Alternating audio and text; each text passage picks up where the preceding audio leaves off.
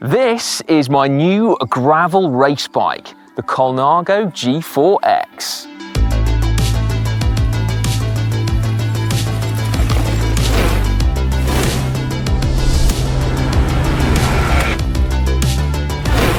In this video, I'm going to tell you all about it, but seeing as it's the bike that I'm going to be using to race the Gravel World Series on, in order to try to qualify for the Gravel World Championships, I'll also talk you through some of my specification choices as well as bags, nutrition and spares.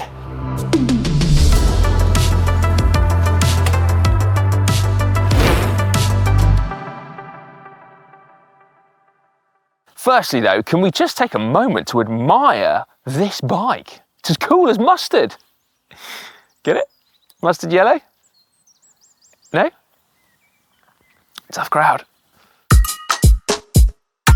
Quick recap. Colnago C-Series bikes were once some of the most successful bikes in the pro peloton, but gradually their iconic carbon tube to carbon lug construction was superseded as race bikes became ever lighter, then ever more aero, then ever lighter and more aero at the same time. Now it doesn't in fact stop the C-Series bikes from being amazing to ride. In fact, arguably, it can make them better because they're freed from the shackles of performance. But if you want to go as fast as possible, then a carbon monocoque frame construction can yield lighter and more aero results. So for Colnago on the road, that is their V series of bikes, of which the V4-RS is the top of the range. You might have seen it around a bit. Yep, that's the one.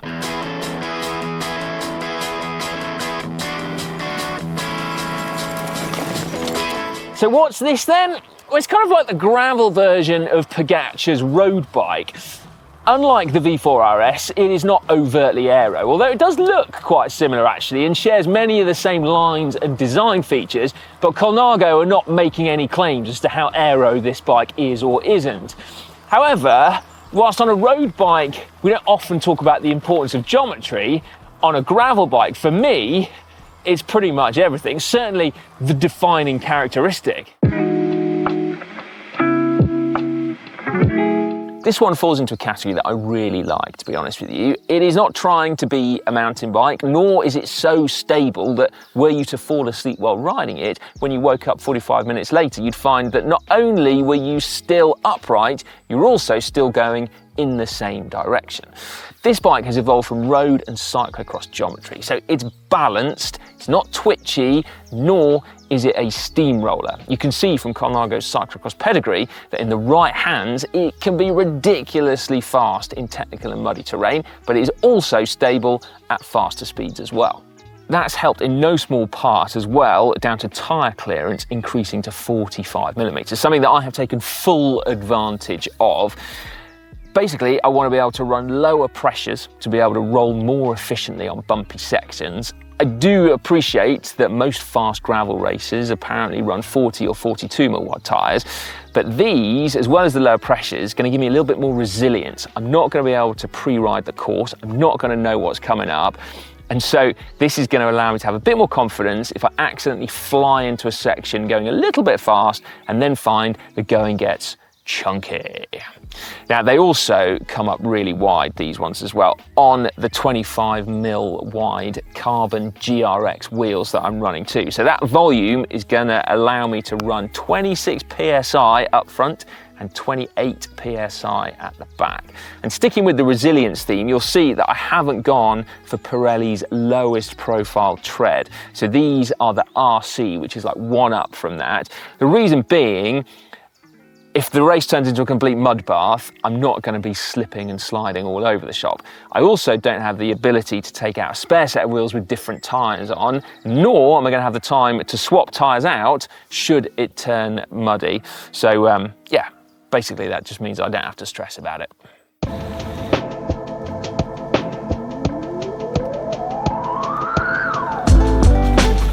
If you've watched our first look video of the new Shimano 12-speed GRX Di2, you will already have seen this bike. And so it will come as no surprise to see that I have fitted it with Shimano's new 12-speed GRX Di2 Groupset. I'm running it 2x, again, as you can see. Most people have a preference as to whether they want 1x or 2x. Honestly, I like both.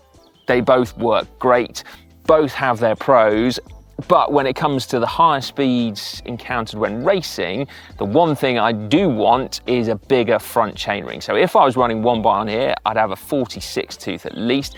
This top of the range GRX 820 chain set has a 48 tooth big ring, which is spot on, but it also means because I've got a 31 tooth little ring, I can run a close ratio cassette at the back. So that's an 11:36 on there, which is wicked when you're scrabbling around in crosswinds and the like. Now, it's also cool to say that you can fit a front derailleur on this bike with a 45mm wide tyre. In part, that's down to the new GRX front derailleur. In part, it's also down some deft engineering from Colnago to squeeze everything in. You can actually run even bigger chain rings than this on here. You can get a mechanical shift cable running through that chainstay too, so you can run mechanical shifting on this bike. The Colnago G4-X has 3 different cockpit options, 2 of which are made from carbon and are one piece with all the cables neatly integrated inside. One of them is kind of more road oriented, one of them is more gravel oriented. But this bike has the 3rd option, which is a standard 2-piece offering from Derailleur, an aluminium stem and aluminium bars. Now, I'd have been perfectly happy running the 1-piece carbon cockpit. This one is slightly less aero, slightly heavier, but it does have the advantage of being more adjustable. Although ironically, I haven't needed to adjust it at all because it fits me perfectly. That 2-piece easily adjustable cockpit I know will make some people very happy indeed, as will, I hope, the threaded T47 bottom bracket that's on here. And as well as that, a universal derailleur hanger, and this is tech that's come over from mountain biking. It means that bikes with it don't have proprietary derailleur hangers, so should the worst happen and you break it when you're away from home, then you can find replacements quickly and easily. Now, I was going to swap the saddle out for my usual Selle Italia Novus Boost, but I then rode this Selle Italia GreenTech Model X, and I saw no need to swap it out at all. Sure, it's like 100 and something grams heavier than what I would usually run, but it is mega comfy. And you know what? It's one of those rare bargains in cycling. So it retails for £49, which is pretty good going for a saddle these days. And it's also made with eco credentials. There are no solvents, no glue used in the manufacture here, and its carbon footprint is half that of a traditional saddle.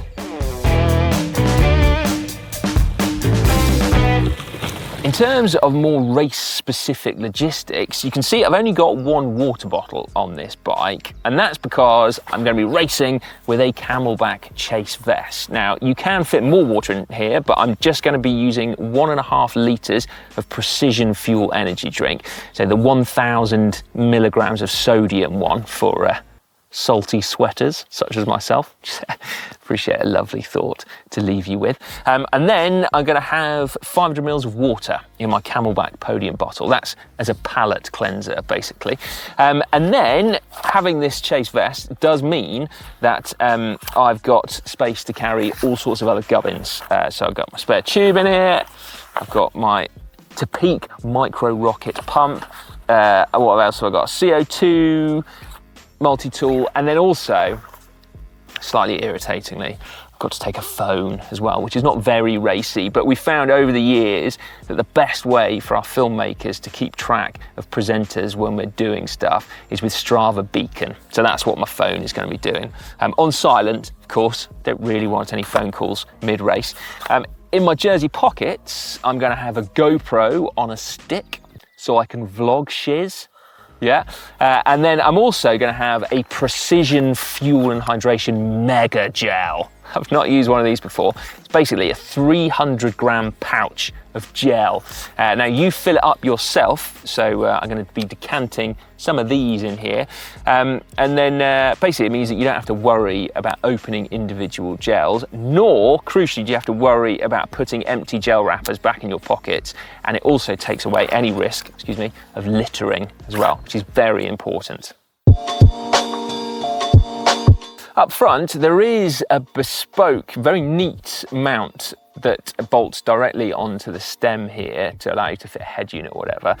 Because I'm going to be running a GoPro on here to film stuff, then I've gone for an aluminium K-edge mount to allow me to fit my Wahoo on here as well.